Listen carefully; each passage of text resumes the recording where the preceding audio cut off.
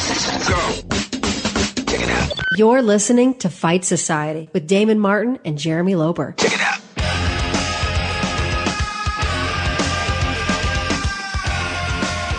Yeah. After the holidays, packing on weight like I'm trying to fight at heavyweights. A lot of hot dogs. Super American. Apple pie? You know what? I did not have apple pie over the weekend, surprisingly enough. No America? No full America? No, I had ribs one night. Had hot dogs and hamburgers. I had steak. I mean, I'm not bitching. Just saying, Labor Day doesn't even feel like a holiday anymore to me. I don't feel svelte.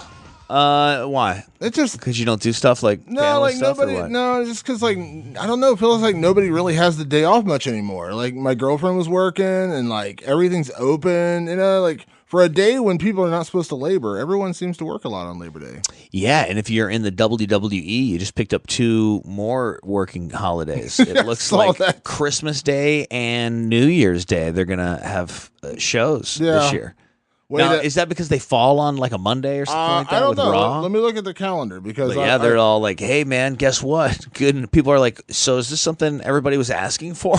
Yeah, so they both fall on Mondays, so that's why. But still, it's like it was. I saw that announcement yesterday. And it was just like, the wrestler's already on the road like 300 days a year. Oh, let's just take away 2 more days from him. Guess who's at the chimney? Vinnie Mac with a big bag of cash. Need to fill it. Fill it for Daddy. Remember when he would do weird stuff in the Attitude Era, like, call me Daddy? It was we had to live out Vince's sexual fantasies The via Kiss Raw. My Ass match, remember those? Like Kiss my ass. We had to see Vinnie Mac's bare ass on television. Every week for a long time. Yeah, for an inappropriate amount. Yes, you're absolutely right. Every week it was like, time to show my ass, Shane O'Mac. Help Daddy pull his drawers down. I'm going to say some inappropriate stuff to Stephanie. The Attitude Era was the best, though. Oh, for sure. GOAT era. I mean, I don't think anybody is disputing that. Yeah. Except for when you were living in the Attitude Era. Everybody liked to remember back when wrestling. Remember when wrestling was bigger? Nope. That's not true. That's not true. This is an MMA podcast, and we will have some pretty impressive guests today. Daniel Cormier, one-on-one with Damon, and also Gil Melendez. Yeah, Gil's fighting this weekend, making his featherweight debut, which should be interesting, against Jeremy Stephens. It's a hell of a good fight. That is a hell of a fight, too. That's a scrapper's fight right there. You know, Jeremy Stephens training a lot with Dominic Cruz. Yeah, absolutely. Eric Del Fierro down there in San Diego. And then, of course, Daniel Cormier is going to address all the stuff with Jon Jones. The whole steroid situation is ongoing with Jon Jones. I'm sure a lot of people saw over the last few days there was reports about Jon Jones passing his fight night drug test for blood. Right. But I put it out on Twitter, but just to make it clear right now, like he failed for his urinalysis, his urine test on the day before the fights, which was July 28th.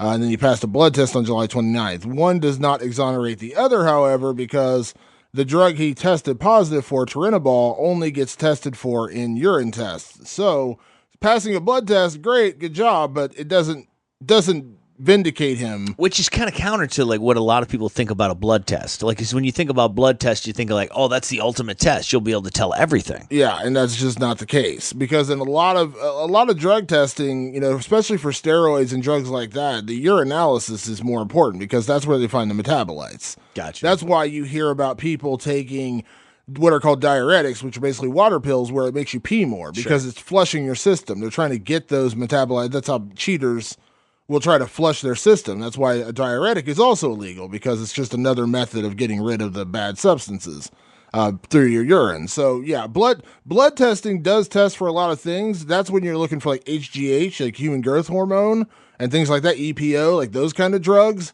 That's when you tell things through blood. But through urinalysis is where you're finding steroids and performance enhancing substances like this. So that's why there was some confusion when it came out. Like, oh wow, that's huge for Jon Jones. No, really, it's not to say he's any more guilty or innocent than he was 2 weeks ago. Is the point? You know what I mean? Like, we still have to wait for the B sample to come back.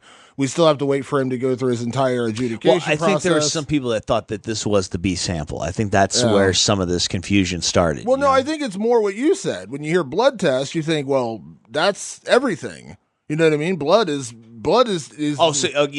I think people think blood. That is what blood is thicker than urine, Loper. That's. I mean, I think that's what the average person thinks for sure. That's kind of what I thought at first too. And then once you sort of hear the whole story, which you just explained, but when you hear that there's another sample coming out, I think it's so confusing because it's like all this stuff is public because Jon Jones made it public. All the B sample is when they collect your urine sample from USADA or any drug testing agency, they collect your urine sample and they split it into two halves. So there's two parts of the same test. They test one and they keep one as the quote unquote B sample. So just in case some shit goes down. Exactly. And so the chances that the B sample is clean versus the A sample testing positive are next to impossible, is the point. You know what I mean? It's the same sample. It's the same time, it's not like he peed in the cup twice, two different times during the day. It's the same. They just split it in two. Yeah. So the chances of it coming back negative are slim to none. Now, has it ever happened? I'm sure it's happened at some point in history, but rarely, I would say. Rare would even be the incorrect word. I would say very, very, very rare does the B sample not show the exact same substance. And even Jon Jones's team has virtually conceded that by saying, they're testing supplements, they're trying to figure out how this substance got into the system because they know the B sample is probably going to come back positive. They're aware of this. So DC had a lot to talk about that. He's probably the guy I feel for the most in this entire situation because the most ever. I mean, the guy's life has been ruined. Yeah, he lost the fight. And he's starting to reconcile in his mind that his rivalry with Jon Jones, at least for now, is probably over. He's going to have to do a lot of work to get back to a third fight with Jon Jones. He's no longer the champion. All these different things. And then this comes out. And like I said, we still don't know what's happening. He hasn't been he has been provisionally suspended, but he hasn't been suspended. The title hasn't been stripped yet, all those things. So it's just a mess, and you feel for a guy like that because he's kind of stuck on the outside looking in because he, whatever comes of Jon Jones. Is he vindicated ever, you think? Does he ever get those losses restored? Does he ever get those, taken off his record? If they find Jon Jones guilty in California, chances are they'll overturn it to a no contest. Now, the other one happened in Vegas. The other one's, it's 2 years now. Nothing's going to happen with that one. Gotcha. But, so there's a good chance that would be overturned to a no contest. But and that's part of the conversation you'll hear with Daniel Cormier in a little bit, is it doesn't take away the fact that he did get knocked out. You know what I mean? He still got knocked out, even though Yeah, no, that's a great point. You know what I mean? So it's a tough situation. If it was a decision, that would have been a different conversation. Yeah, I feel for him. I really feel for him because, like I said, he's the one. And you feel bad for a guy like that because in your head, if I'm in Daniel Cormier's shoes right now, I'm of two minds because do I want to take the high road? You know what I mean? Do I want to take the high road and just say, give the guy time, let's not convict him without, giving him his trial, those kind of things. And then the other side of me is just this keeps happening with this guy. This guy's a cheater. This guy's this guy's that, and just kind of erupting. So I understand both sides of the argument when it comes to, how DC's feeling in this whole mess. Yeah, it's kind of crazy, man. So, hey, what happened with Francis Ngannou? Why isn't he fighting coming up? Junior Dos Santos. Oh, that was he's a victim of the Junior thing, and that was a diuretic.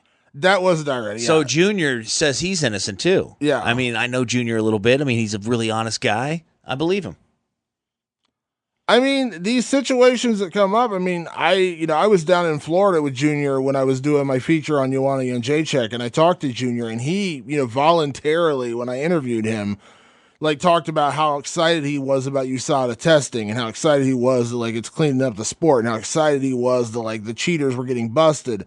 He was, just a smile plastered across his face from ear to ear, excited that USADA was cleaning up the sport. And then, this happens. Is that weird to you? A little bit because, the cynic inside of you wants to say that, they're cheering it because they don't want to put on the face that like something's going on. You know what I mean? Like the cynic is just like, okay, he was he was all excited, but he was secretly, taking something. Right. But with Junior, I don't see it. But like I said, with this guy, it's just like anything else. It's just like, and I'm not painting drug cheaters in the same light as like an actual criminal, but like, it's just like when you hear a story like that kid from Bellator. Have you seen this story? The kid from Bellator is accused of robbing a bank in New York City. Oh, yo, I saw that story. You know what I mean? Like immediately when you see that, you're like, what? Like this guy just fought in Bellator in June. Now he's robbing a bank. Like your mind can't wrap itself around it. So with Junior, like I don't want to believe that. Junior's a really good dude, and I think that he's honest, and I don't think he's a cheater. But then something like this happens, and you're like, what?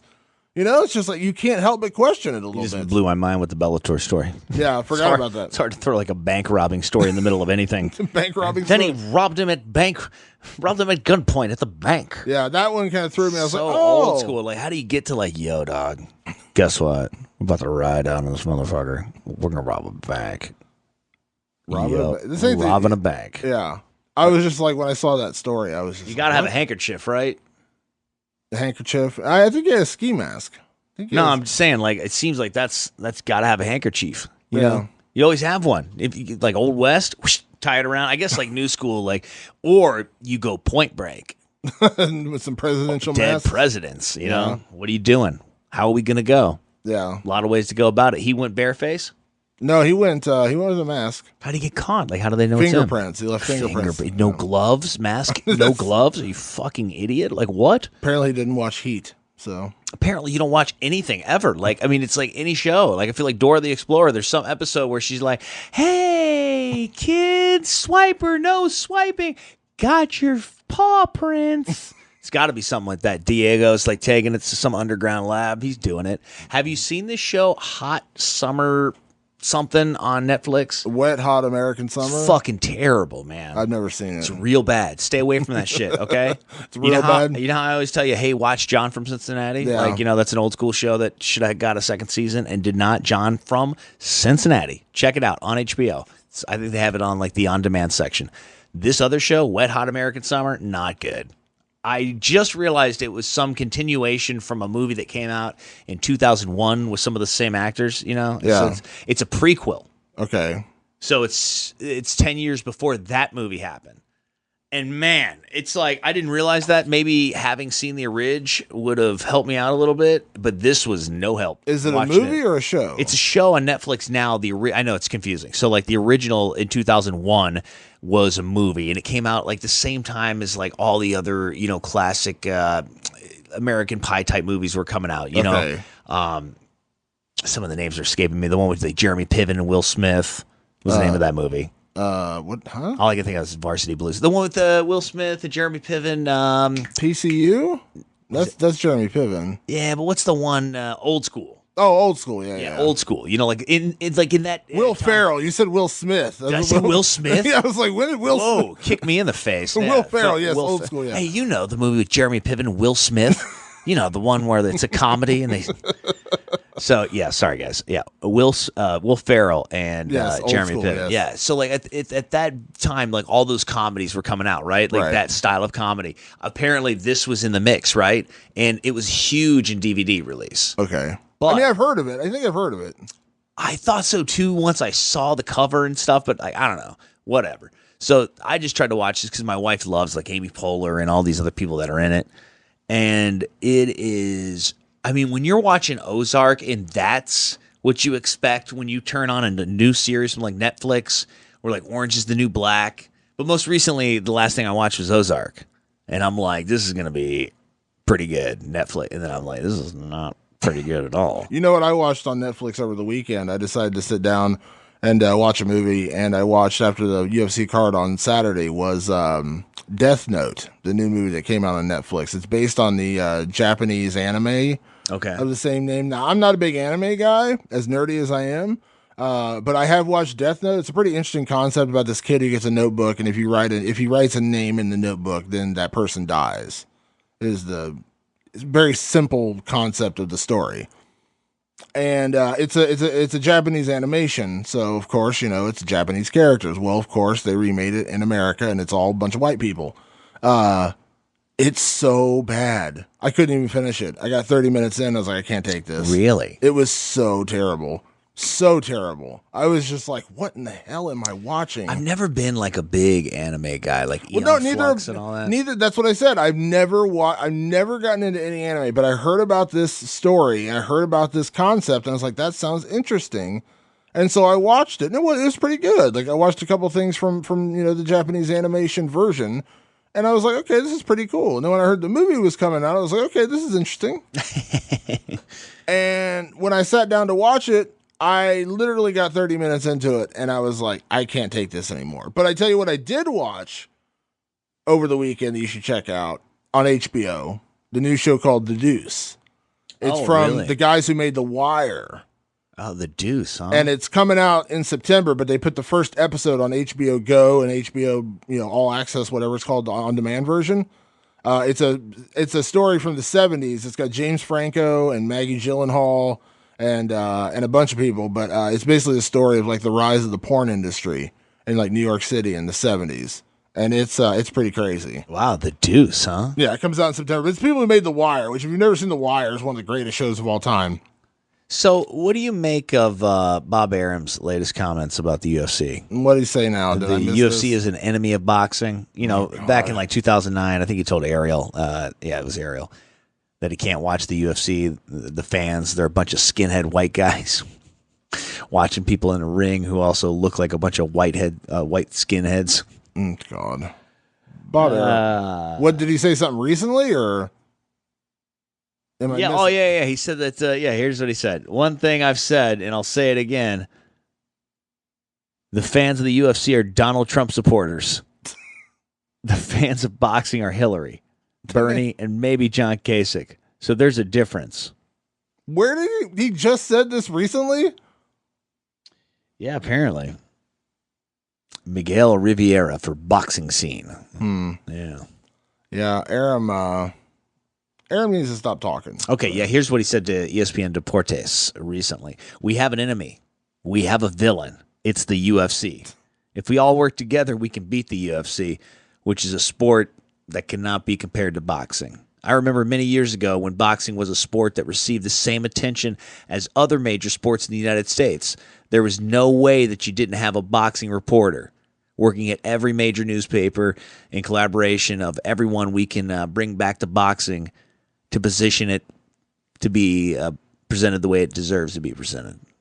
Yeah, look at that, huh? Here's the thing, and I hate these arguments because it makes me take shots at boxing, which is a sport I do enjoy. Yeah, but it's really any shot you're going to take right now is at Bob Arum. But times have changed. Times have changed and presentation has changed, right? Times have changed, presentations have changed, and people's attention spans have changed. I mean, I watched so much boxing over the last month leading up to Mayweather-McGregor. Probably more boxing, just analyzing fights and stuff like that than I've watched during my entire life. I've watched a lot of boxing, but it's usually the events. I watch the event and that's it.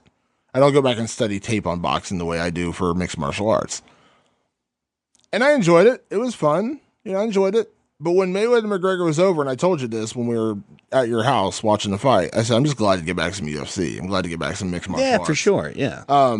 And even this weekend, the card that went down from the Netherlands, like it wasn't a lot of name value, but watching like Mairbek Taisimov just murk a dude with that right hand, and watching, watching some of these just crazy performances we saw over the weekend. That main event was awesome. Yeah, man. Volkov and Struve was awesome.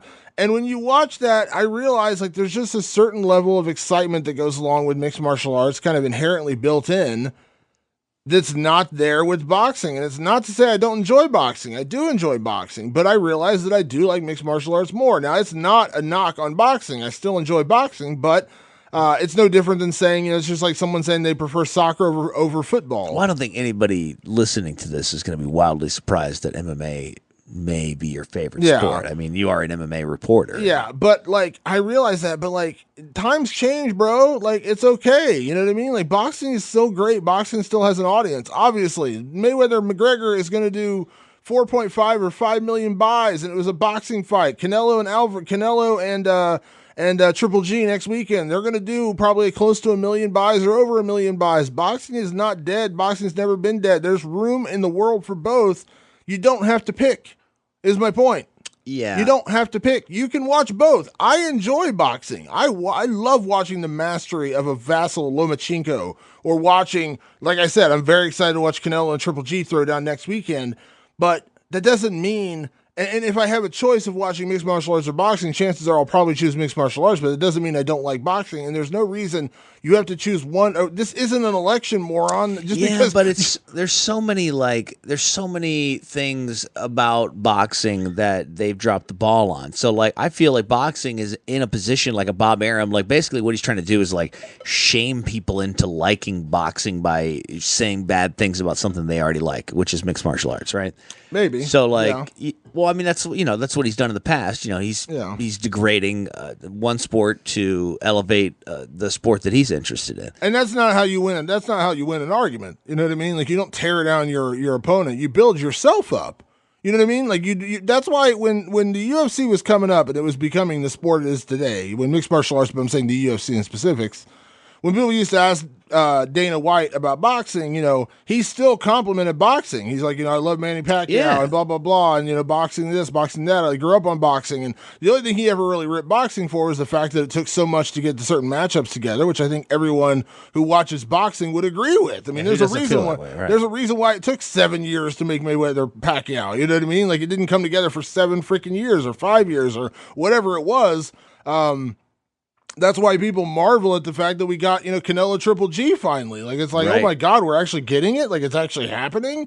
And that shouldn't be the case. You know what I mean? Like, you should expect the best fights to happen like they do in the UFC and in Bellator. Like, we're going to see, we're going to see the best eventually. You know what I mean? We're going to see, yes, you're going to get these rare instances where you're going to get a GSP against a Bisping, but you're going to eventually get, hopefully GSP against a Woodley, or GSP against, or Bisping against Whitaker, or these kind of fights. As long as guys win, they're going to put themselves in position to make these fights happen. Unlike boxing, where a lot of times it's more about promotion or promoters than it is about wins and losses. You know what I mean? in that, and also like what Dana did was basically take the UFC model is the WWE model for fighting. He's taken it where it's the only organization that matters, that's anybody really recognizes as elite, right? And it travels the world. Boxing primarily takes place in Vegas. Used to, you would get some fights in Atlantic City on the East Coast. Now you get a few in New York City from time to time.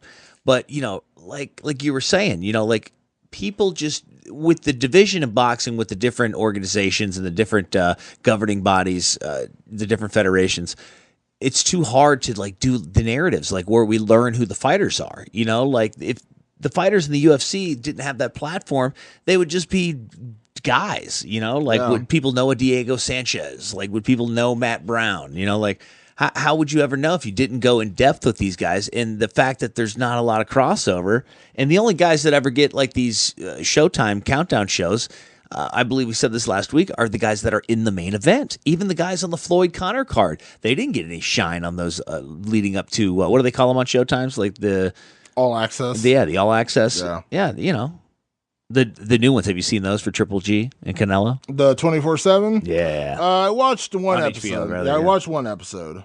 Yeah, I mean, they're good. HBO does a great job. It's a great production team. Yeah. I think that fight's going to be a lot of fun. I'm gonna actually miss it live because I'm gonna be in Pittsburgh for Rockhold and David Branch. That's the same night. Yeah, well, I told you I'm having a party here in Columbus. So it's a place called Sirens. If you guys are in Columbus, Ohio, you want to come join us, friends of the podcast, absolutely welcome. Yeah. If you want to go to theblitz.com, you can sign up for like this VIP thing. So if you guys want to get involved. Yeah. So I'm going to be in Pittsburgh for Luke Rockhold's return to action. And speaking of Luke Rockhold, his teammate Daniel Cormier will be in his corner next weekend. And we talked to Daniel Cormier about all things Jon Jones, all things Conor McGregor. We broke down some of the fight. Daniel was one of the people from the MMA side who was very honest about, he didn't give Conor a great chance winning the fight. So and you know what? And I commend him for that, because there was a little bit of that us versus them attitude with that fight, and I get it. It's kind of boxing versus mixed martial arts. There was a little bit of that. I get it. But I applaud Daniel Cormier for being one of the really brutally honest guys to say he never really gave Conor a chance in that fight. And he explains, and I don't want to ruin the interview, but he explains that it wasn't as much about Conor as it was about Floyd, which I get. So Daniel Cormier and our very own Damon Martin, one-on-one here on Fight Society Podcast. Welcome into the show today. One of my favorite fighters, one of your favorite fighters, Daniel Cormier. DC, what's going on? How's everything? I'm good, man. I'm good. Just hanging out. I was making red beans and rice. It's a holiday. Gotta eat a big old hearty Louisiana meal. I like it. How was Hawaii? I saw you were out in Hawaii for a little while. How was that? It was great. We had a good time, man. We enjoyed ourselves. I spent time with my family, but I also tried to go deep sea fishing, and that is where really, really bad miscalculation of my overestimation of my abilities. I am not made for the ocean. I am not made for the ocean. I paid for it bad, Damon. It was bad. What happened? What happened? Man, just being out on that boat, and the first time I went fishing with Bob. Bob had a small boat, so it was only 22 feet. So we got into that turbulent, all the seasickness, and then so this time we chartered like a 50-foot boat, thinking it would be big enough, and just so happened we were on like one of the worst days for fishing in Hawaii all year. So the seas were big. We were getting rocking side to side. It was bad. Everybody just slept the whole time. Oh, that's everybody rough. Just slept. It was all bad. Well, at least the rest of the trip was good, right? It was good, man. We had a good time. Yeah. We had a good time. Well, DC, lots I want to talk to you about. Obviously, the question on everyone's mind, of course, is what's been going on with this whole Jon Jones situation. It's one of those things where I imagine, and it's not like you face defeat very often in your career, whether we're talking about wrestling or mixed martial arts, but, it takes a little while to face a defeat, and then you kind of start to move past it and kind of move on to the next thing. How has it been now that it's been a couple weeks now? Like, how has it settled in your mind? What's been going on with this whole mess? Well, I mean, nothing really. We're kind of still exactly what we were before. So I think that's truly key. That I haven't been able to move past it, start to deal with it again because nothing's changed. Everybody is just kind of in a holding pattern, waiting to see what happens with his B sample, and that's it. I mean, I think we all want some sort of conclusion to the whole deal when there really is no conclusion to be had right now. And I think people need to people owe that to Jon and his team and everybody else, USADA, to give them time to get all this stuff done. Get it done. Yeah. Get that B sample in. Make sure everything's tested thoroughly, and then we can all start to move forward. Yeah. You very poignantly had said to me and to numerous other people leading into the fight that, you were pretty convinced that in the past, Jon had used, banned substances, some sort of performance-enhancing drug, and you felt like now with USADA, it was a different story. Now, in the aftermath of this, you've been very classy in your responses, DC. You haven't taken any kind of low blows. Mm-hmm. You haven't kind of taken any shots. Is that just a conscious decision? Not because you could. Listen, I wouldn't be shocked. I don't think anyone would blame you if you were pounding on the drum right now saying, oh, my God, see, he was a cheater. He was this, he was that. I think as an adult, you have to know that plus you have to know that this isn't done, man. I mean, and I think people want resolution to it faster than it can be had. So I'm just kind of sitting here taking it for what it is, because right now, again, it's only he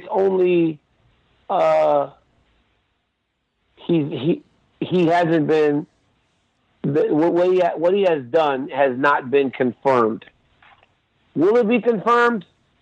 Maybe, but as of right now, he still is entitled to what the process. Now, is it upsetting? It's still very upsetting that we're going through this again. It's upsetting that anything like this could even happen, and then the more you learn about the thing that he was caught for, it makes it even more disappointing. But all you can do is wait for that B sample and see what happens.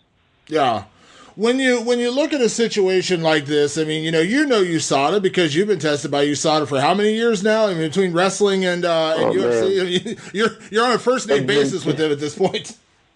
Yeah, 2001 to 9, and then 15 to it's been about 11 years, 12 years now that I've been in the USADA testing program. And the crazy thing about that is, like, you know, you get these guys that are like having they're like a substance is tainted or guys that are just making these mistakes, and it's like, man, how in all these years have guys not made mistakes? And that to me is like just being super careful with what you put in your body, what you're around, that type of stuff. You know, you can't think that you can roll around in the dirt with bad people and not get dirty. That just doesn't happen. You got to be much more careful. Associate yourself with good people that have your best interest at hand. And most times they make sure that you don't do anything to get yourself in trouble. Yeah. So you know USADA and you know what their testing has done. And so most people, you know, that's the tough part about this because, as you said, everyone wants to convict Jon Jones without giving a chance for due process. But we also know, you know, typically, you know, when they release a sample and say that it was positive, I don't know that I've ever heard a B sample coming back not positive. And then at that point, it's just a matter of, you know, what kind of a punishment is he going to face? And you have to imagine, you know, considering what happened last year is going to be pretty severe. I mean, is that maybe the toughest thing to wrap your head around, DC? Because at the end of the day, you had already kind of resolved in your head you were going to get that third fight with Jon Jones. You were going to get back in there with him at some point in the future. Now, beyond anything else, this is up in the air. He could be gone for 4 years. I mean, I'm just being honest, and you know that as well. Yeah, you know, you kind of let go of the fact that there's going to be another fight, or even if there was going to be another fight, that was a lot of work to be done for me to ever imagine getting another fight with a guy after he had beaten me twice, you know. So it was going to be tough anyways. But now I think the idea that it's going to happen has to have taken a backseat. Look, the problem is, even if they find him just negligent again, people aren't very lenient when you're negative or negligent on multiple occasions. So you can't be got to be careful. And you know, the thing is, Damon, honestly, B samples have come back clean before. They have. There has been times where a person will have a B sample come back clean. But I think those times were, and this is just from just being around the Olympics, you know, having people like I think even Marion Jones once had a B sample that was the A sample was borderline, and the B sample might have came back clean, but it was for testosterone or something, and that's something that our body produces pretty naturally.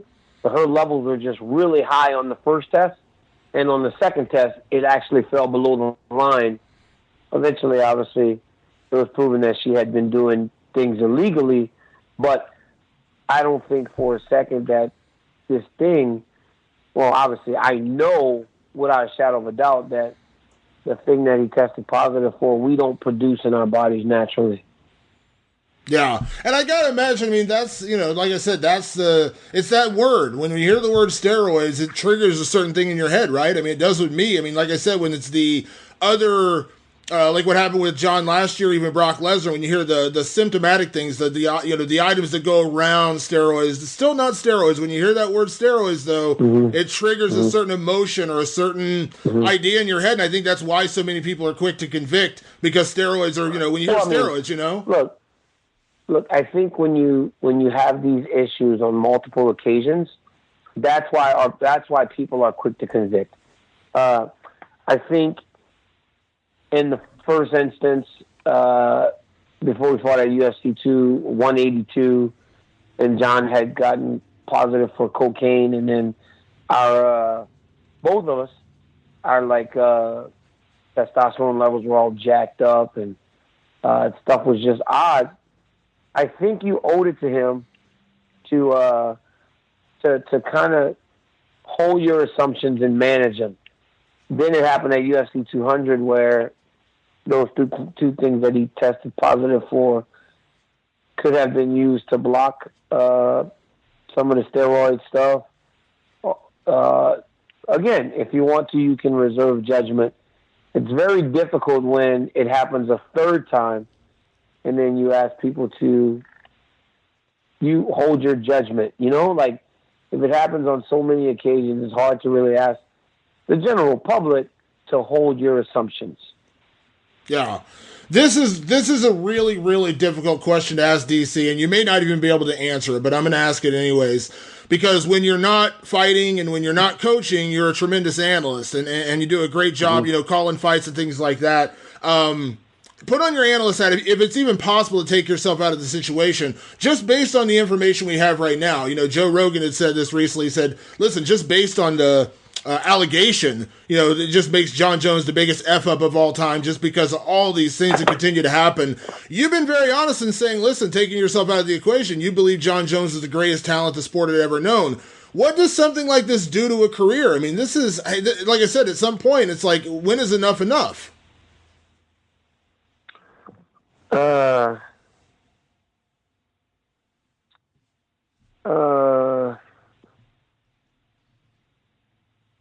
Hold on.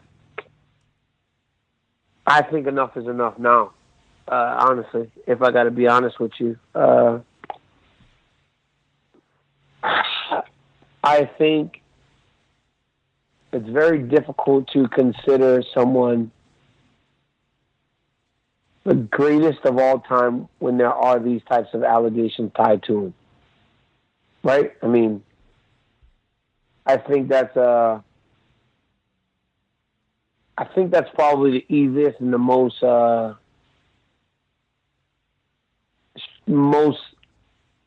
think this is the best way I could say it right now without going too far in one direction, just because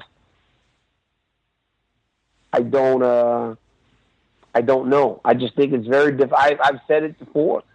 I thought he's the greatest fighter of all time. I've been in there with him twice, and I know that he's a tremendous fighter. And I do believe that he would have had a ton of success without doing anything wrong. But when you start tying those negative things to your name and your legacy, it's kind of hard to say, well, this guy is the best fighter of all time. Yeah. With that said, DC, let me ask for you personally, one of the toughest parts about that fight, and you talked about it when you're on Ariel's show about, you kind of lost time after that fight. You had a concussion, that's just part of it. This isn't like me, like in the legalities of it, but I mean, how are you feeling? How is the head feeling today? I know, concussions are a pretty serious matter. How are you feeling today? Oh, I feel better. I feel much better. I'm just kind of still hanging out. I'm not doing any, training right now. That's partly due to just needing a break. I fought in April and then I fought again in July. So I was fighting quite a bit. So part of that's that, but I'm doing better. I mean, physically I'm doing better. Yeah.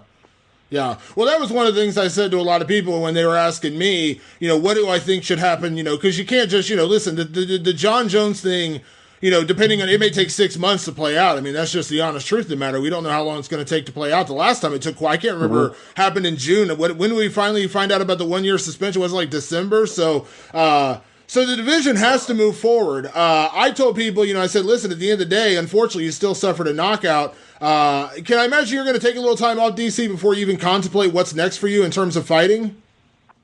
Well, I think truth is I was going to anyway. I knew after the fight that it was going to be a little bit before you guys saw me fight again, just because I fought in April and then I fought again in July. I mean, I didn't have much time in between those fights, and my training camps are freaking intense, so I was probably looking at maybe fighting the beginning of next year anyway. So that's probably what's still going to happen. Just relax, spend some time with my family, do my TV stuff, and just chill. You deserve that. After a while, man, you need a break. You need time to enjoy the fruits of your labor. And I've worked long and hard to get to where I am today. and I'm going to enjoy it a little bit, just enjoy everything that I've accomplished and enjoy the greatest accomplishments, which are my family. Just sit back and spend some time with them, coach my son's football, go to my daughter's gymnastics, like that type of stuff, Yeah.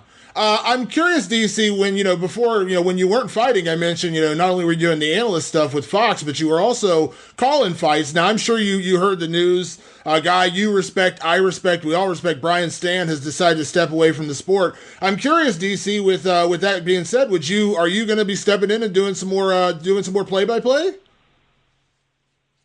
Yeah, I'm going to be doing more probably. You don't try to replace Brian Stan. The guy was amazing at what he did, but all I can do is kind of bring my style to this. I'm going to bring my style to this, like my personality. Bring my personality to it and just try to really show people what I'm seeing in these fights, and hopefully they enjoy how I verbalize it to them, Like some people love the analytical side of fight calling. Some people enjoy more fun, Like I like to watch fights where I feel like I'm having fun. I feel like I'm with my friends and we're just watching fights. We're shooting the shit, talking. And I try to bring that type of feel to the play-by-play, to the color commentary. I think that's just as important as the X's and O's. But no, you do have to incorporate the X's and O's. But I think it's just as important for people to know that it's fun, and it's fun, and you can enjoy watching the fights, because that's why we started watching them in the first place, right? We started watching fights in the first place because it was fun. So I feel like that's the type of vibe I want to kind of bring to the color commentary. Yeah. Well, we know the opportunity's there. I mean, you've done a tremendous job with it so far, and I know Joe Rogan has kind of cut back his schedule a little bit, especially when it comes to like international travel and stuff. And obviously, I know you and Dominic Cruz have both been doing it. You guys have both become very, very good at this job, and I think it'd be amazing to see you and John Anik calling fights. And that would also give you a chance to, call some bigger fights with just that two-man booth. I mean, you've done the three-man booth. I think it'd be tremendous just to hear you and John in that two-man booth, call some of these big fights we have coming up remaining in the year. That would be cool, But my time will come. I'm still actively fighting, so the time to do right now it's all practice. I'm just getting better because I know in time that's going to be the job that I do. But right now it's all practice. I'm glad that the UFC trusts me enough to put me on air to do these shows. I mean, they're showing a lot of faith in me and Dom to give us these types of jobs. But we are both still active fighters, So, it'd be fun to do some of those bigger shows individually, but that time will come. And when it does, I'll be ready for it. But right now, I just kind of take it as it is. Yeah. Let me ask you real quick, DC, playing that analyst role a little bit, you had broken down, it's kind of funny, I said this to Kenny Florian, I talked to him last week, I said, have you talked about boxing more over the last 3 months than you have in your entire career? And he had a laugh, because everybody, yourself included, has been forced to, talk about boxing nonstop. I know you said in a comment in another interview that you were proud of seeing what Conor McGregor did, but were you surprised at how well he did in that fight with Floyd Mayweather? A little bit, just because I wasn't very confident, because not because of Conor, but because of Floyd Mayweather. I mean, I'm a big boxing fan, So even though a lot of people may have been like, "Oh my God, I've been forced to talk about boxing so much," I've always kind of been a guy that likes watching boxing, and I watch all the fights, so we talk about it all the time, anyways. But I did speak about it on TV more than I normally would, And I was surprised because I know who Floyd Mayweather is. But man, you cannot doubt Conor McGregor. It's just he's done it time and time again since he's gotten into the UFC. When people think that he can't do something, he does it and he does it well. And I thought in the fight he did well. I watched it again yesterday, and in the replays with the volume off, it looked a little bit different than I thought the first time, honestly. I think the first time live, you just don't know what's going to happen, and you're for a guy, and you may end up giving him a little more credit in certain situations than he deserves. And I think there were some situations in the fight where I thought he was doing stuff that he wasn't really doing. So watching the replay, you felt it was a little more one-sided towards Floyd? I was watching, like, when I first saw the scores, I mean, I was pissed. I was like, how did they have him up 9 rounds to 1? I mean, some of these judges had it 9-1 going into the 10th, or 8-1 going into the 10th. And I was like, there's no way. I was like, Conor won the first 3 easily. But then when you go back and you watch it, I mean, did he really win the first 3? You know, he had some moments, but man, in those first 3 rounds, that dude was getting hit with some shots. He was getting hit with some tricky little shots on the inside, man. But I think, honestly, I truly do believe that the bias and rooting for Conor made me kind of put a little more value into the things that he was doing early when they may not have been really what was happening. Yeah. With that said, there's been so much talk about, this crossover that Conor did, and it was an amazing thing, kind of like that snapshot in time that you always remember. But there's a lot of guys who seem to want to talk about, testing themselves in boxing now. You've heard Stipe talk about going over and crossing over and fighting a guy like Anthony Joshua. At this point, DC, do you think it should stop? Do you think we should just stop and stick to our sport, just stick to MMA and stick to boxing and just kind of let it be at this point? So the difference is in boxing, right? Every fight essentially goes to purse bid, right? So you don't, like, the UFC just promotes every one of our fights. In boxing, a lot of these fights are bid on. And the Conor McGregor-Floyd Mayweather fight obviously was a little bit different because Floyd Mayweather's a promoter and he can afford to pay Conor's purse, and, they know it's going to sell. So it's a very safe investment for a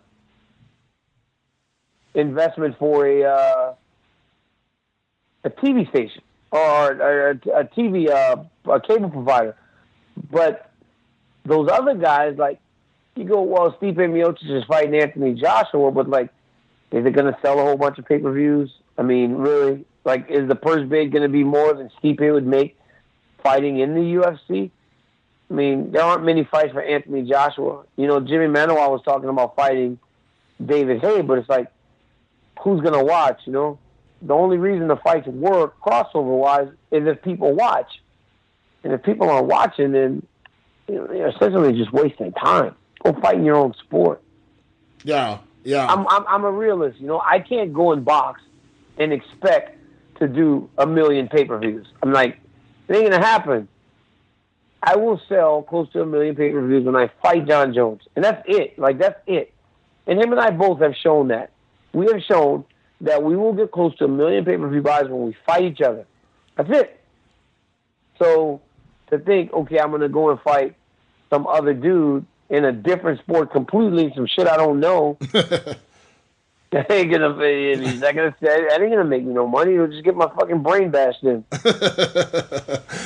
Real quick before I get you out of DC, I gotta throw one out. I know you tweeted about it. What'd you think of my boy Kyle Snyder in that World Championship? Dude, how amazing was that? How amazing was that? Bruh, hey man, Kyle Snyder is I have not seen many people wrestle to the level of that young man. I asked Kevin Jackson before the tournament. I said, can he beat this Russian? Because I was nervous, man. I was like, this Sajalayev is the man. And I like Kyle. I talk to Kyle sometimes, and he's a fantastic kid. And I said, can he beat this kid? And KJ said, the only chance this Russian has is to get ahead, get a takedown, and get a whole bunch of turns early. He go, because this dude, Kyle, goes too hard. He goes, he's going to come get this dude. He said, even if the guy's ahead, that Kyle will come get him, and he's going to beat him. Had no doubt. A lot of people within UFC Wrestling had no doubt, man. And Snyder went and did his thing. I love that kid, man. I think he's the man. Do you he's think... only 21 years old now. I know. Do you think Kyle has a chance? I know this is a hypothetical. Do you think he has a chance to be the best ever when you look at his resume, when you look at if he gets another gold medal? I mean, do you think he could be the best ever? I think he can. Of course, I think Kyle Snyder can be the best wrestler we've ever had. Now, this is the thing. Kyle Snyder's going to have it tough because that Russian's going to stay there. And that Russian's tough. Now, I think a lot of the issues the Russian had with Kyle was that Kyle was too big and too strong for him. And with time, maybe this guy gains some weight, makes it a little bit closer, but I would still not bet against Kyle Snyder. You know, that guy's a stud, man. He's still just a baby too. And then what about JB? Jordan Burroughs getting his 5th world title. He's one behind Smith now. Coming back man. Too. He had after that rough Olympics too, man. That says something to me. Hey. When you have that kind of Olympics, you come back and win again. That's huge. Jordan Burroughs said, "I'm not back. I never left." I thought that was one of the best quotes that I've seen in a long time. And he's like, "Why? Because I had a bad tournament. I was gone." He's like, "Man, I ruled this game for 5 straight years, and because I had a bad day." Because again, it was a bad day. Jordan Burroughs didn't get out wrestled over the course of an entire freestyle season.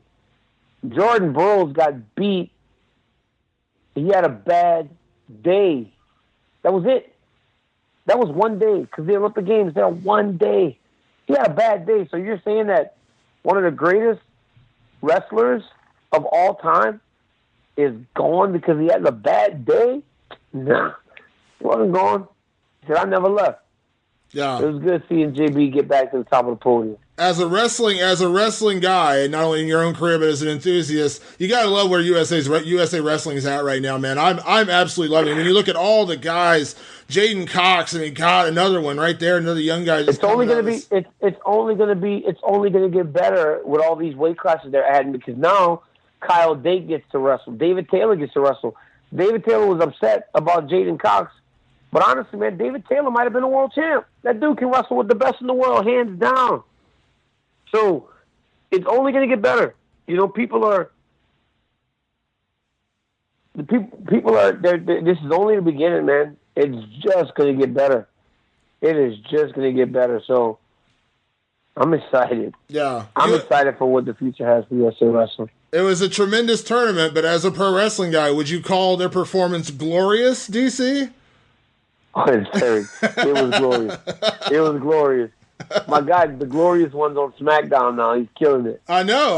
What's weird is you notice, like, when he was in NXT, he was kind of like almost like the Ric Flair type, like the bad guy heel. Yeah, now, like, he's the good. It's stupid wrestling fans. It's stupid wrestling fans. It's just the stupid fans.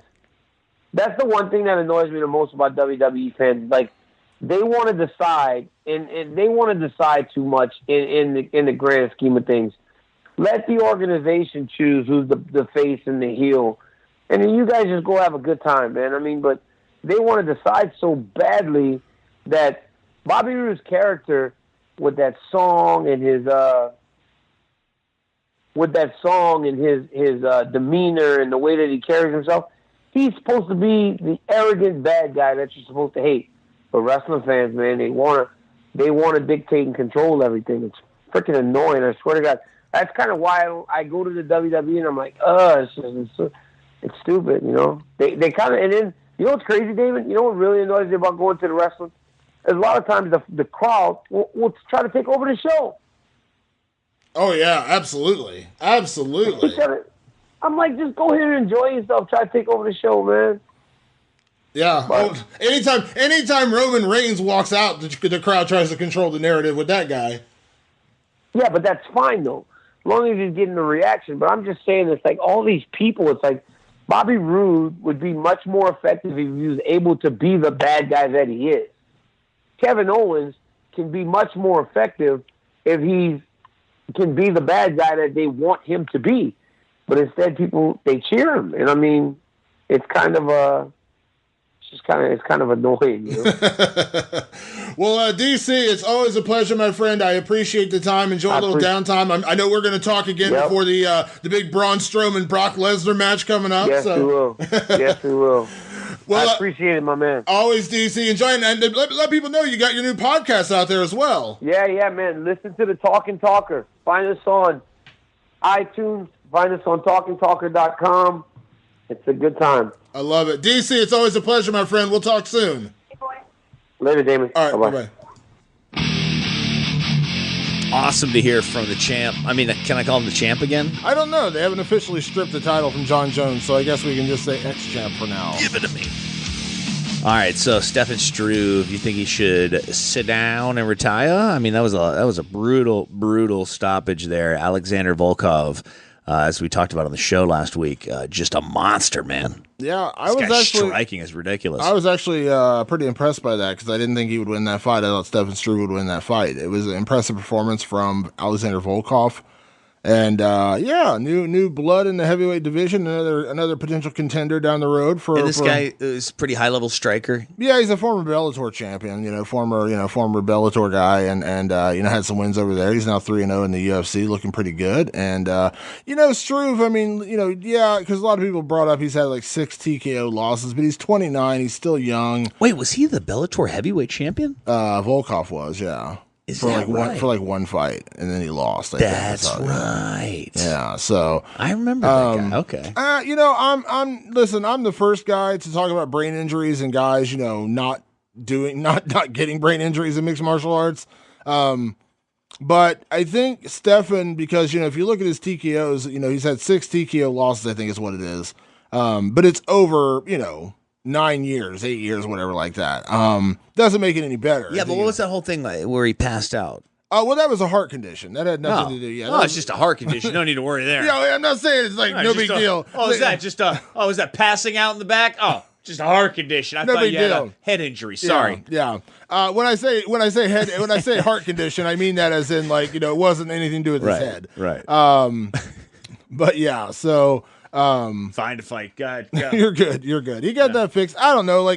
I think it all comes down to, getting in proper testing and making sure that you're feeling good and making sure doctors clear you. And, listen, is there a reason to be concerned? Yeah. One knockout, you should be concerned. You know what I mean? One time getting knocked out, you should be concerned. I mean, I get just as concerned. I say this all the time. When guys talk about, man, so-and-so, let's just say Roy Nelson, for instance, has an amazing chin. Oh my God, that guy's got a great chin. That's awesome. I think that's a terrible compliment, though. Because how do you get a great chin? How do you prove that you have a great chin? You get hit a lot. Are you implying that I'm chinny? And I think that's a backhanded compliment in mixed martial arts. You have a great chin, but you also take a ton of damage. I mean, think about how many punches Roy Nelson has absorbed. I think he's absorbed the most punches or most strikes in UFC history. With that beard. And it's awesome that you don't get knocked out. But it doesn't mean your brain isn't getting rattled around inside your head like a pinball. Exactly. So there's 2 sides to that coin. When you say the guy's been knocked out 6 times, yes, that's bad. Not good. You feel for him. And you wonder, should he keep going or should he, maybe, get some time off? Maybe he should get checked out, those kind of things. But then you also got to look at the guy like a Roy Nelson. I'm singling him out because everyone always talks about Roy Nelson's chin. Sure. But the guy, he's been knocked out 1 time by Mark Hunt. But other than that, the guy's amazing. He's got an amazing chin. But that he's also absorbing. I mean, if you look at how many strikes Stefan Struve has absorbed during his career versus how many Roy Nelson has absorbed, I'm assuming the numbers are just astronomically different. Yeah. You know what I mean? So it's a weird thing with that. Agree. Like it's a weird thing with that, because when you talk about boxing, one of the reasons people, and not to keep harping on boxing, but one of the reasons people harp on boxing with head damage is because it's repeated blows to the head. You know what I mean? It's not that one knockout shot, that Mike Tyson punch. Yeah, it's that bam, bam, bam. That you absorb 300 punches in a 12-round fight. You know what I mean? That's what does the damage in boxing. That's why you see people getting punchy in boxing from taking 300 punches in a round. 300 punches in a 12-round fight. In MMA, that doesn't happen. You may get that flash knockout, but you're not taking 3. So it's just it's one. It's which argument, do both of them do brain damage? Absolutely. But if you don't want to deal with brain damage, you probably shouldn't be involved in combat sports. All right. So the opposite of getting brain damage, Ben Askren. Yeah, exactly. All right. So he said he's going to retire after this next fight. So does this really mean no Ben Askren ever in the UFC? And what is your take on that? I mean, he says that's it, right? I mean, other people come back, but I mean, is Ben Askren going to come back? He's got a bunch of dojos all across and CrossFit gyms in Wisconsin. I actually applaud Ben for going out on his own terms. I mean, if this really is the end, I mean, they said it is the end, and Ben has said it's the end, so good for him. He's 33. He's had a lot of success. Young. He's like 17-0-1. He made some cash in China, huh? Made a lot of money in ONE FC. Yeah, I don't fault him. I mean, he wants to retire. He's getting an executive job. He's also a wrestling coach. Is ONE FC China Cash the new Pride Japan? Not really. They have a little different. I mean, they have a different infrastructure, and they don't go to Japan really. They're more in like Singapore. And I guess what my point was is like, is the ONE FC China money like bragging? Like, remember how people used to be like, "Yo, I'm going to Pride, make that Pride cash real quick." You know what I'm saying? They definitely. Yakuza cash is the same as the China cash now. They definitely have. They definitely have money behind it. But people like Askren are making money, like others. Yeah. Yeah, absolutely. I mean, Brandon Vera's fighting over there now. You know what I mean? So he's their heavyweight champion. What does he make you think? I don't know, but I mean, I can't imagine he's hurting. I mean, I can't imagine it's not good money. And now Ben is going to be taking a role, like an executive role, with ONE, just like Rich Franklin did. We had Rich in here 2 years ago, coming in studio talking about working with ONE. So he's one of the most fun afternoons ever. We did the podcast and we went to Bob Evans, talked about fights for like ever. It was awesome. But yeah, so we so Ben's retiring. Here's my argument. This is what's going to get me in trouble. I'm just going to say it out there right now. Yeah. I like saying things that make people go nuts. Ooh, edgy. I think the UFC missing out on Ben Askren when they did. Yeah. Dana saying that Ben Askren, wasn't his kind of guy and blah blah blah. I think the UFC not signing Ben Askren was a bigger mistake than them not signing Fedor Emelianenko. Yeah, I agree with that. Because yeah. Time and place. When Ben Askren was coming out of Bellator, he was one of the top, let's just say top 7 or 8 welterweights in the world. I'm not going to put him number 1 because at that point, huge prospect too for the for the championship. Big, real prospect. And the talent was there, wrestling, and he had, he's a good talker, and the welterweight division in the UFC is the deepest division in the sport, in my opinion, as far as like just top heavy talent. It's not as deep as like, let's say, lightweight from like 1 to 20, but from that 1 to 10 spot, man, welterweight is a snake pit. Ben Askren was one of those guys who was so talented, and let's not forget, this is a guy who dominated Douglas Lima, the current Bellator welterweight champion. Dominated, you know what I mean? Like, this is and yes, you can say he's a little one-dimensional with his wrestling, but hey, you know what? If you can't stop that one dimension, that's your fault. Nobody ever says that. Like, oh, he's so one-dimensional with his Thai box. Yeah. When he's kicking the hell out of somebody, it's so one-dimensional. Yeah, what does he do if he's not kicking the hell out of somebody? I wish he would wrestle fuck him one time. I mean, just getting so bored of watching him kick him in the face. I think missing out on Ben Askren was a bigger loss to the UFC than missing out on Fedor, because here's the problem. When they finally had a chance to land Fedor was already at the tail end of when he was relevant in terms of his own career. I mean, Fedor, because look at what happened in Strikeforce. He had the one win over Brett Rogers, which was a fight he was losing. He got knocked around early in that Brett fight. Rogers. Yeah.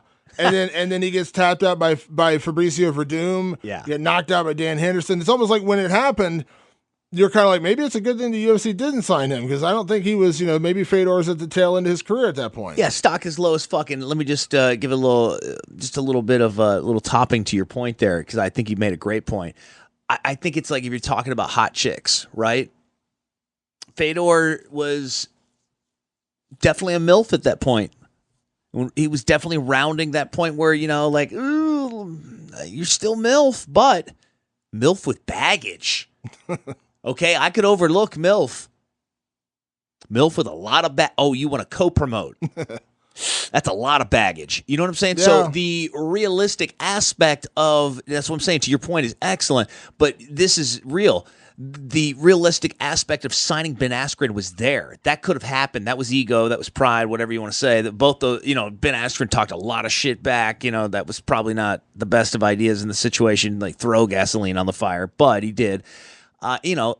That was doable still. The whole thing with Fedor and Russia and whatever, they always have to, co-promote. That thing was weird, and you knew that was never going to happen. Yeah. So realistically, the UFC, the Fedor people, they knew that the UFC was never going to say yes to that. So in my opinion, the real miss is absolutely what you're saying is Ben Askren, because that was real. That could have happened, and they just didn't do that. Yeah, like the only thing, like as much as I wanted to see Fedor in the UFC, and I did, There weren't that many matchups at that point that I was sad we didn't get to see. Would I have enjoyed seeing Fedor against Brock Lesnar when they were trying to set that up? Yeah.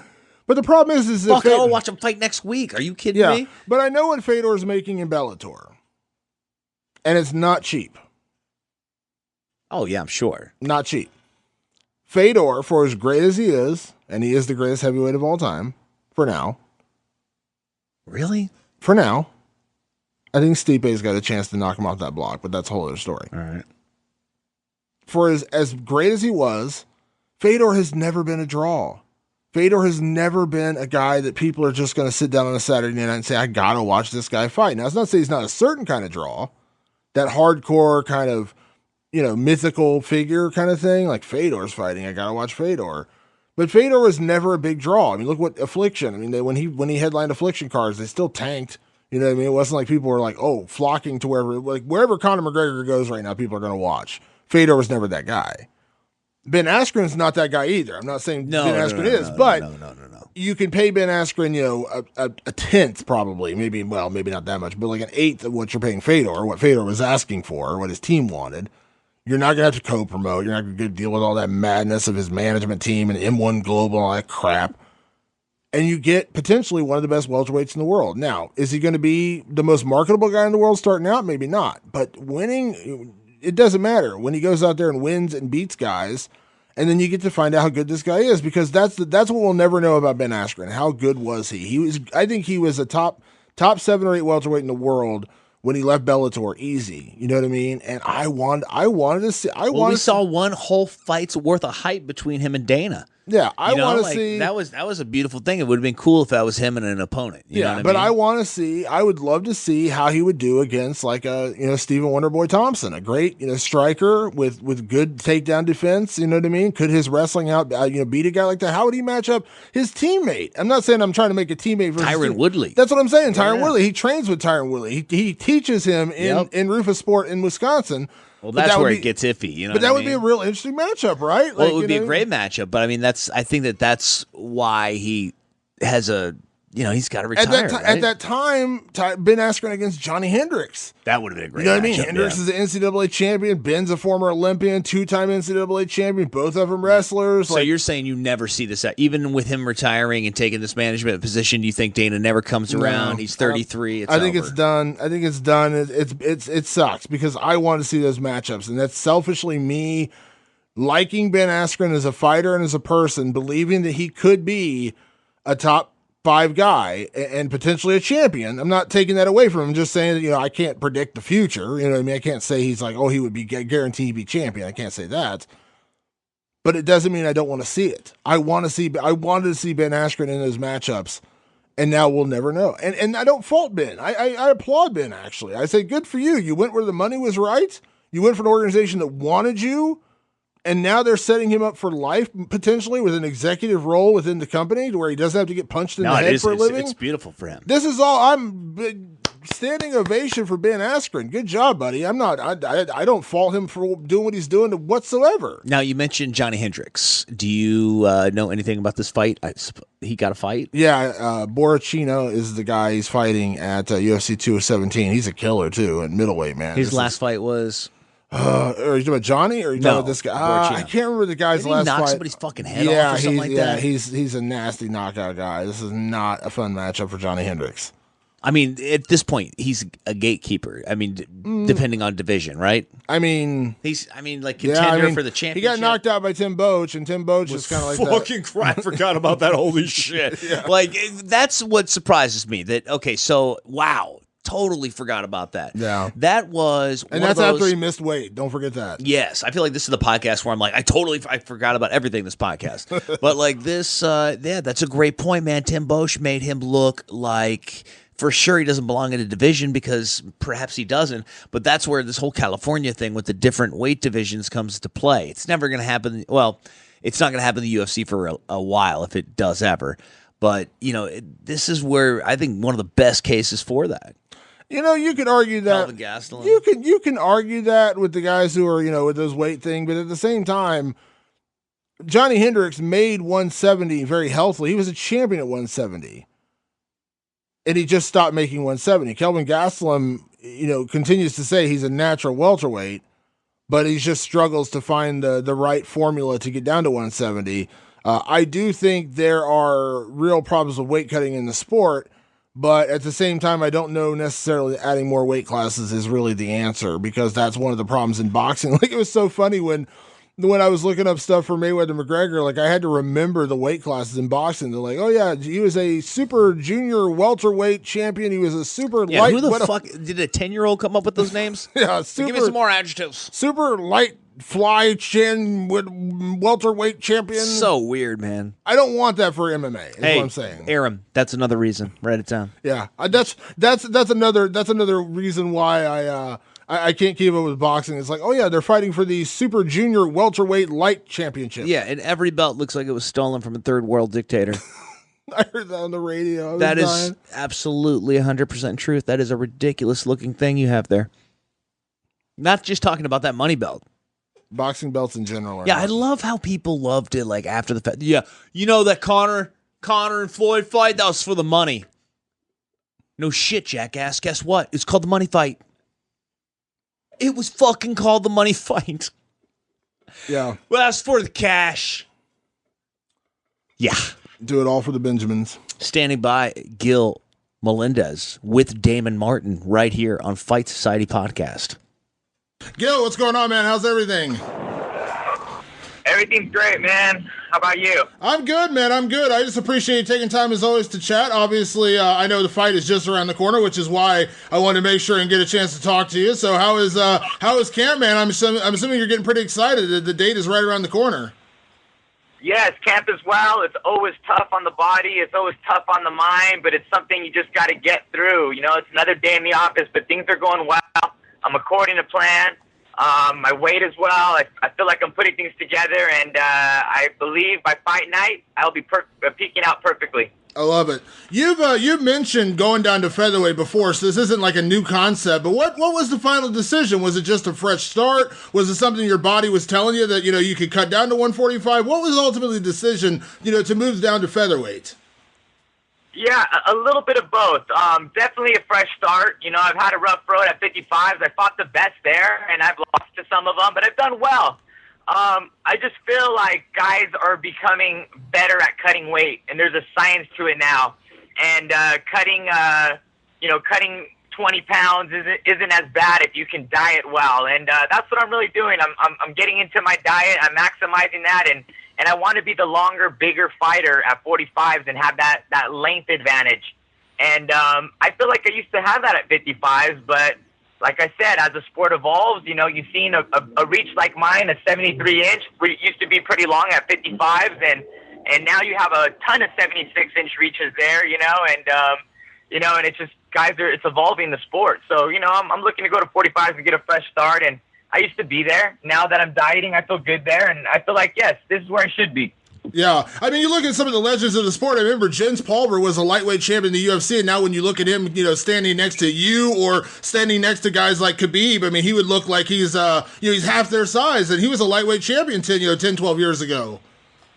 Absolutely, and those are great points, and that's just the evolution of the sport, and I believe, I believe part of it has been, what I like about mixed martial arts is the diet has become real huge. I think we're the cleanest athletes out there, the professional athletes. We take that seriously because we know we have to make a weight class. So we try to maximize everything you can. And besides training, besides hitting the pads and doing all that kind of stuff and mentally preparing yourself, diet is also something you have to prepare for now. Putting the right nutrients to get that edge. So yes, it is. Things are changing, man, and.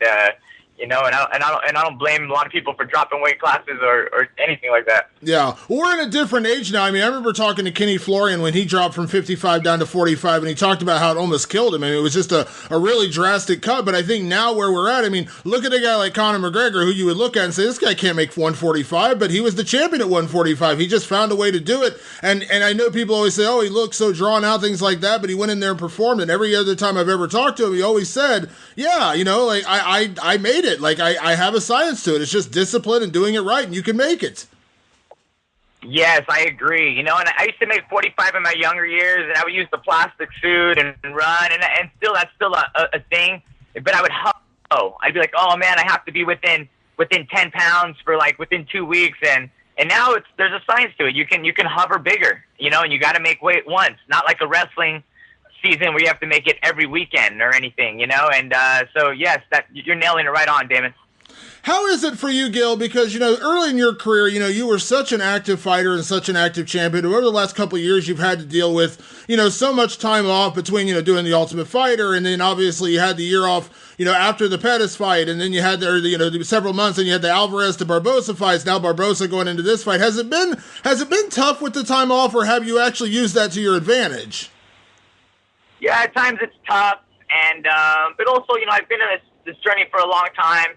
And I think waiting and building up is sometimes a good thing. It makes you a little more hungry, a little more excited to get in there. But of course, the cons of it is not being in there, not being as active. It could play a role a little bit. And unfortunately, I wanted to bounce back a little sooner after the Barbosa fight, but I had a little bit of an injury that I had to recover from that set me back from getting in there. So.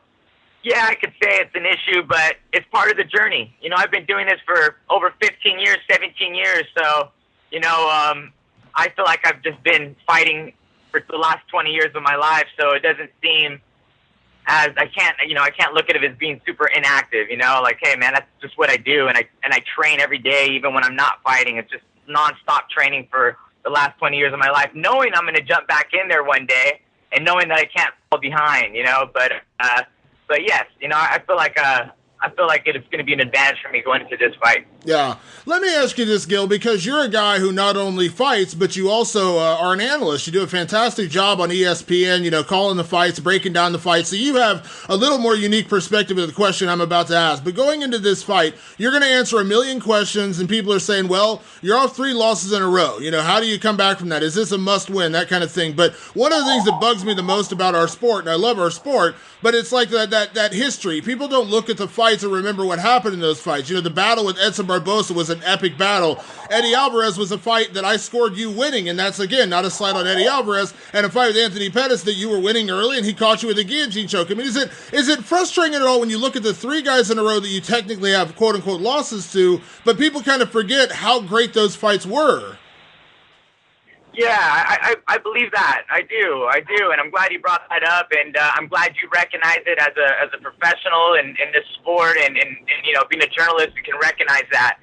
So this is in a row, and then there's 3 knockouts in a row. And I feel like I'm a competitive fighter, and fights like against Benson Henderson and fights against Eddie Alvarez.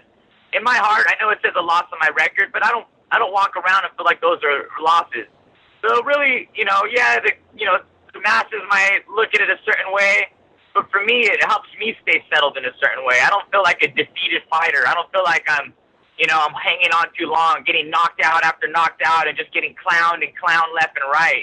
That's when you got to walk away, I think, from the sport or reconsider it, or I would. But I don't feel like I'm getting dominated. I feel like I'm competing with the best, and I'm still doing fine out there. And and yes, these guys are beating me on a score system in a big cage, and I think a lot of things would be different if I fought in a small squared ring, and they looked at aggression as a factor, and running as a stalling method. I think with different rules it can be different. But the point is, I can compete with these guys, and I'm not getting dominated, and that's what keeps me around.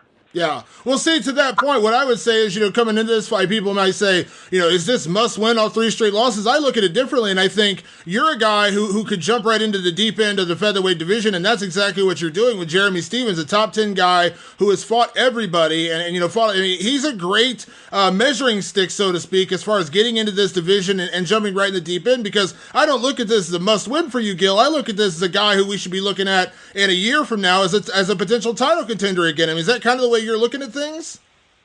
I appreciate you saying that, and yes, I feel like I am one big win away from being in title contention at 145. Just the way things play out and the way the sport works here, essentially as good as your last fight. But yes, I think Jeremy Stephens is a very tough task.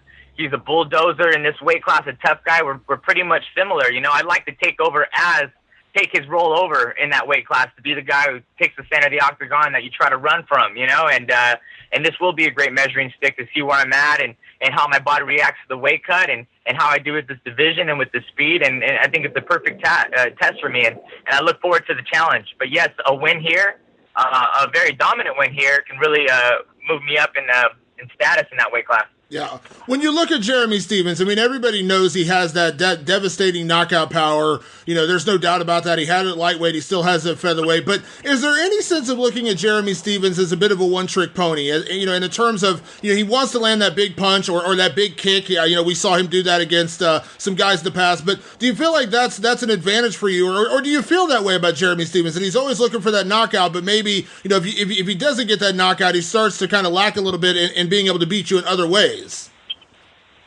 Yeah, I'm not afraid to say that I think I am the more skilled, technical, and more intelligent fighter, and I think that'll play a difference in this fight. And I think he's a very tough fighter and not a one-trick pony, but maybe he does limit in some of his skills, but they're the most important parts, right? We start on our feet and we're striking, so it's very important to be tough in that area, which he's great at. I've watched some video. I feel like I know what to expect. And it's definitely a tough thing to face, but yes, I feel like I do know what to expect. To your point, and I feel like I do have more tricks and tools to play out there, and I think it's going to play a big role in this fight. Yeah, when you look at this card, I mean, 2 title fights at the top. You got Amanda Nunes and Valentina Shevchenko, Demetrius Johnson and Ray Borg. Great fights there. But as soon as I put this fight out there, people were buzzing immediately. They loved the matchup, they loved the style, all that kind of stuff. I mean, do you feel like in a way? And this is a term that's been coined across the industry, that you guys are a bit of the people's main event. Like, it feels like you and Jeremy are the fight most people have their eyeballs on to say, that's the one I can't wait to watch. That makes me feel good to hear you say that, and I do feel that way. And, Jeremy and I are old school. I'm a little older in the sport, but we come from that. We like to stand, we like to bang, we come to fight, and that's essentially what we do, we're fighters here. And I think many people went on, and we have that old school mentality. We're going to and I think people are looking forward to that, and I'm excited. I'm excited to have an opponent. It takes 2 to do it, and like Dave and I. Yeah. Let me ask you this, Gil. Put on your analyst hat for me for a second, Gil. I'm curious about your thoughts on the featherweight division when you look at it top to bottom, because when you look at the champ, Max Holloway, very, very good fighter. Obviously the champ right now, you got Frankie Edgar out there. Some other good guys, Cub Swanson's out there. I mean, what are your thoughts on the featherweight division? Because you were I think we had this conversation numerous times. You're probably the longest reigning ranked lightweight, maybe in history. When you think about your run from, all the way from Pride all the way till now, you're probably the guy that's been ranked the longest in the lightweight division. Now you jump into a new division. What are your thoughts on the featherweight division?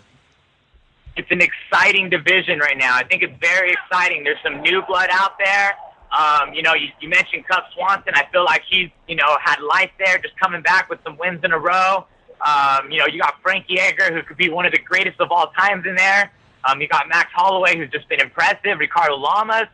Brian Ortega. I don't want to disrespect the Brazilian guy who just brought the name, but that was great. I mean, so a bunch of different styles of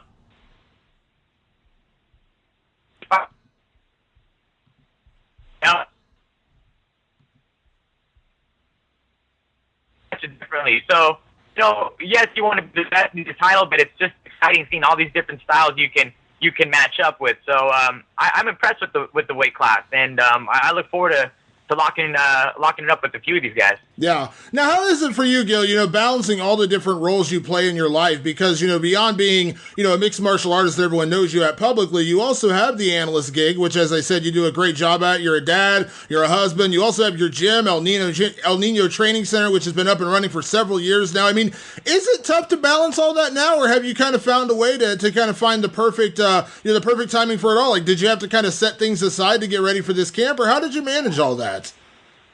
Yeah, you learn to manage it. Obviously I don't have financial freedom from fighting, so I can't have the luxury of just, checking out and just training. I could do that, But, you know, there's I got a family, I got a kid, you got to think of stuff in the future, so you got to multitask. You know, a perfect world would be just training camp in the mountains with, you know, 20 of my friends, and, you know, we get massages every day, we train every day, and we eat the best food, in a perfect world, you know. But with, with that said, yeah, man, I like to multitask. I got to think of the future. I love to analyze. You know, I love the gym. I love coaching. And, I can't just focus on fighting at this point, you know, but for my training camp, I could definitely balance it. And it's working. And it's working, and I enjoy it.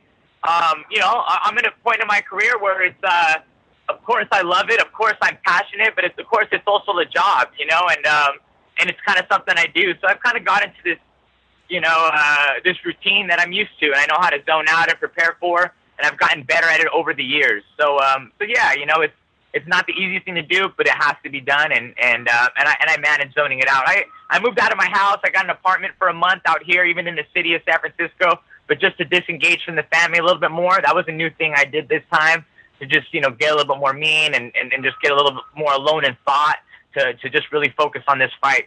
Yeah. How is it with the team, for this camp, Gil? Because I know I had talked to Jake before his last fight. He said he had been out in New York, and obviously he said, you're still family. You're always going to be teammates, but he had kind of done a little bit of a change of things when I started training at Henzo's. I don't know if Nick and Nate are in the gym all the time. Everyone always associates you four together. You like the four horsemen of the UFC, or four horsemen of mixed martial arts. But how has the camp been this time? Because I knew you do go through some changes where everyone just kind of assumes, oh, it's always you, Jake, Nick, and Nate. But you do have other people around to help you get ready when they're not around. Yeah, no, absolutely. I have a great team at the El Nino Training Center, and at times there's people that are surprisingly tough, at the gym that, they're not big names in the fight game, but they're great sparring partners and they're great grapplers. I got brown belts, black belts, I got great people at the gym who know my style, that make it competitive for me, that helped me for years getting prepared. It's the pack, my own little scrap pack over here in San Francisco. As well as I got people coming in to help me. I sparred Kevin Ross the other day. I got a boxer, Alan Sanchez, coming in next week to help me. Chrome Gracie's in town right now. We're about to go on a bike ride. And again, I got a youngster, Joe Neal, coming up, and he's a banger, and he's been helping me as well. My youngster, Izzy, was helping me, and I got some really good grapplers. So I got a really good team. California has some beasts out here. And I got some sleepers of fighters, man, that I wish would even become professional fighters, but they don't choose that path. But they're dang amazing. And if you're in a gym and you're an athlete, you'll know what I'm talking about. I got a national champ wrestler, Travis Lee, who's one of my coaches, and we wrestle all the time. He's one of the best ever out there, and just mixing up with him, he still got it. He's an engineer out here in San Francisco and makes good money. But if he wanted to become a fighter, he could be a successful fighter easily, and it'd only take a year. So there's people out there I have out here that are amazing, So I'm really lucky. And Alex Coriano's been helping my wrestling, so I got a big squad out here. I love it. I do think you guys should coin that name, though. I think the Four Horsemen, you, Jake, Nick, and Nate. I think that's a good nickname for you guys. Yeah, man, I like that, dude. I like it. Start branding us. We'll get that going. But Nate's gonna be in my corner, and he's gonna be out there helping me as well. And he's a big influence, and I talk to him a lot. Yeah, absolutely, absolutely. Well, Gil, it's always a pleasure to catch up, my friend. I appreciate the time as always. Obviously, safe training the rest of the way, safe travels out to Edmonton, man. And it's going to be a pleasure to see you back in there. It's been far too long between times when I get to say I'm getting ready to watch a Gilbert Melendez fight. I really appreciate the support, and I look forward to throwing down and putting on a show for everyone out there. All right, buddy. I'll talk to you soon. Right on. All right, Damon. All right, bye.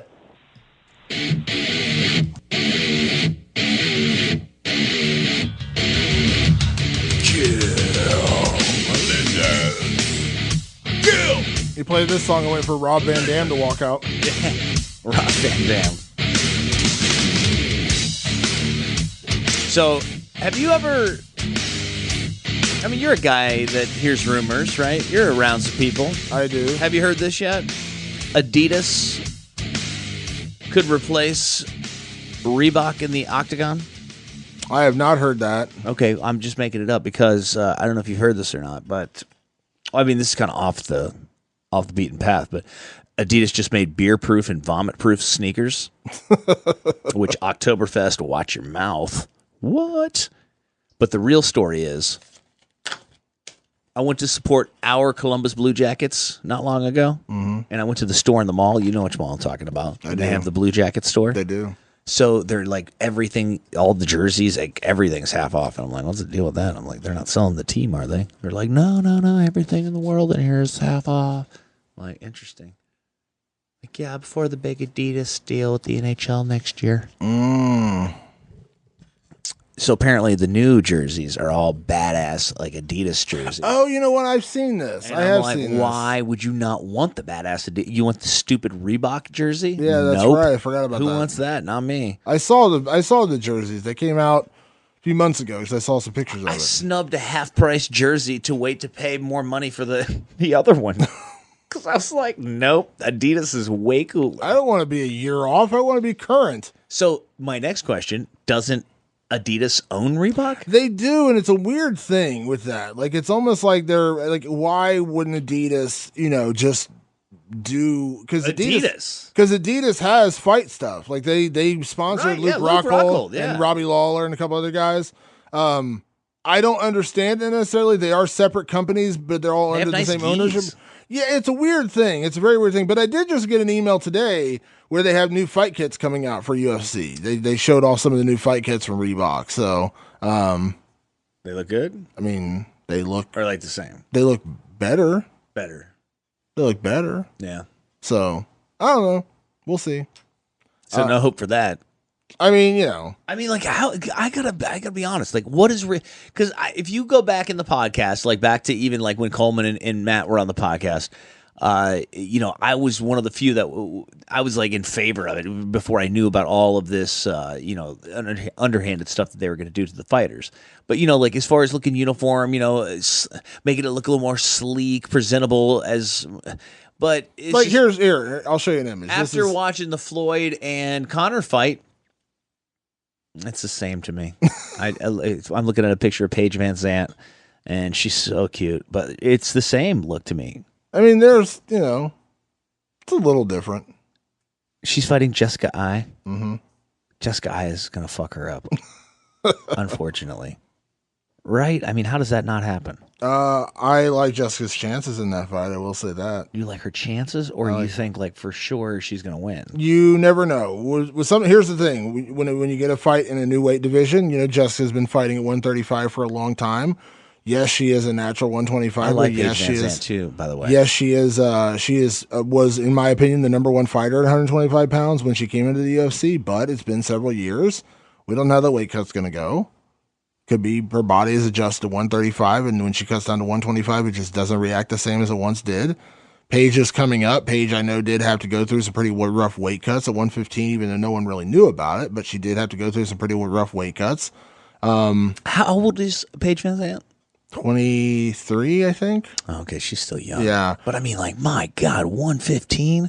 So few people are naturally 115 pounds and as an adult. Yeah. But like I said, everybody's going to be like, well, I'm this, or like my uncle. I'm just saying, very few. I mean, it's got to be a small percentage. Yeah. But I don't know. In my head, if you're asking me to pick the fight right now, yes, I'm picking Jessica Ai.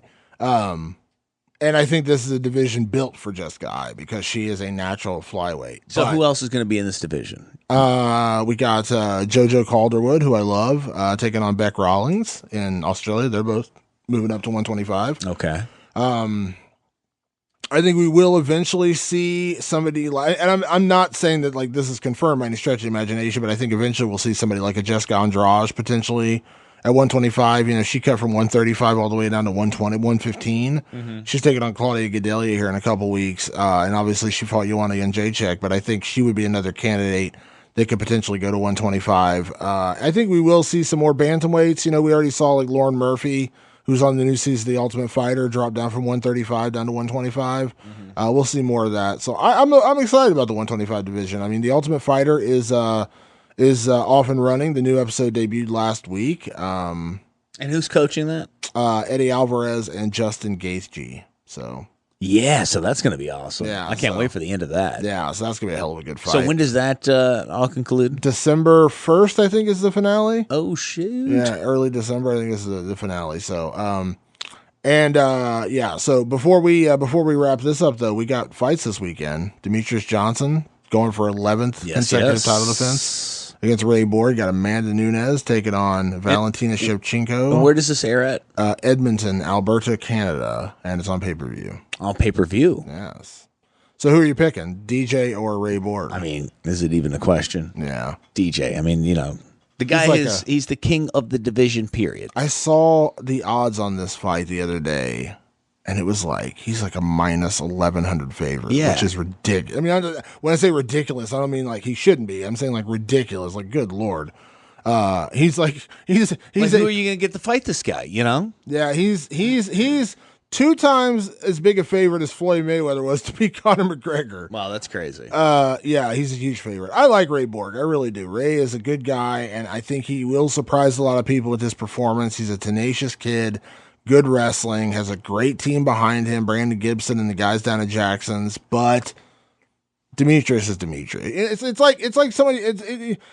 I'm taking the steroid thing out of the conversation. It's like when someone fights Jon Jones, and you're like, man, Alexander Gustafsson is so good, or this guy is so good, or this guy is so good, but they're fighting Jon Jones, and you're like, you know, like I just can't see him beating Jon Jones, and that's how I feel about Demetrius Johnson. Like, man, I think Ray Borg is a good fighter, and I think he's an underrated fighter, and I don't think he's going to get a lot of respect, even though I think he's going to do better in this fight than most people give him credit for.